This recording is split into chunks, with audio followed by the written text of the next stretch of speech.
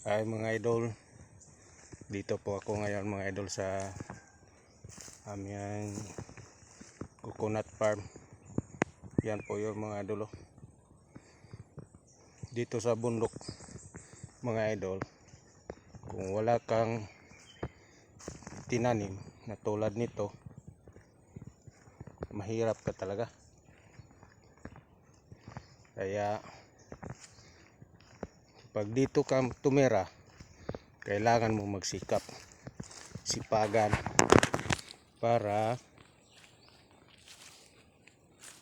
may makukunan ka ng pangangailangan tulad niyan, niyog. Malaking tulong na yan para sa pangangailangan. Ito po, nagsorbe po ako ngayon dito mga idol. Tingnan nyo mga idol, mga hindi pa mahaba ang puno, mababa pa lang, tsaka marami-rami na ring mga bunga. Ayan po, tingnan nyo po, pinapakita ko lang po para yung iba na tumira dito sa bukid ay magsikap magtanim ng niyog tulad nito. 3 buwan may makukupra ka. Ayan po, ayan, ayan po, tingnan nyo, daming bunga po. Ayan, 3 buwan mga idol, pwede ka nang magkupra.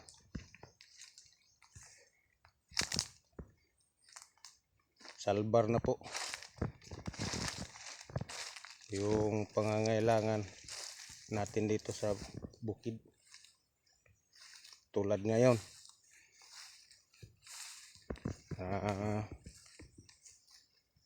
marami tayong pangangailangan, pambili ng herbicide. Pwede tayong umutang doon sa amo natin para pang-spray. Yung iba mga idol, ayan, wala pang bunga kasi ano pa yan, mabilis tumubo at hindi pa siya nagdala ng bunga. Ito, tingnan nyo, ano pa lang siya, pero marami ng bunga.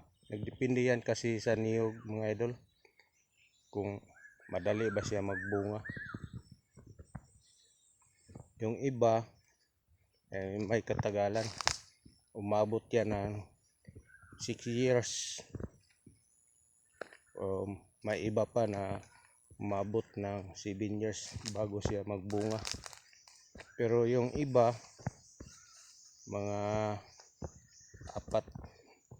apat na taon lang magbunga na kaagad.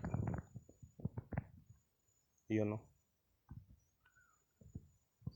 Yan, 6 na taon na yan, nagbubunga na siya.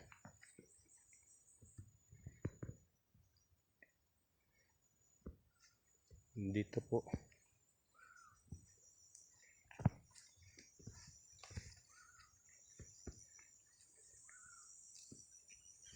ayan,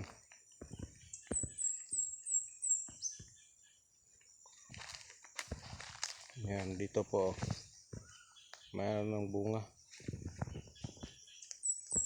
Hindi lang marami pero nagdala na siya ng bunga mga idol.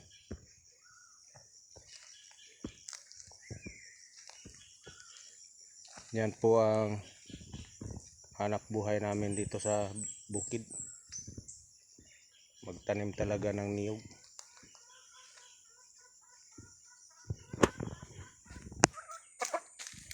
Dito po mga idol, marami pong sumasalubong sa akin. Ayun, kita nyo po yan.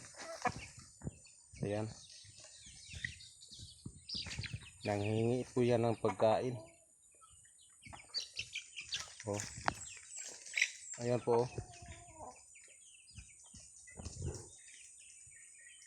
Alam nila talaga na may dala akong pagkain para sa kanila.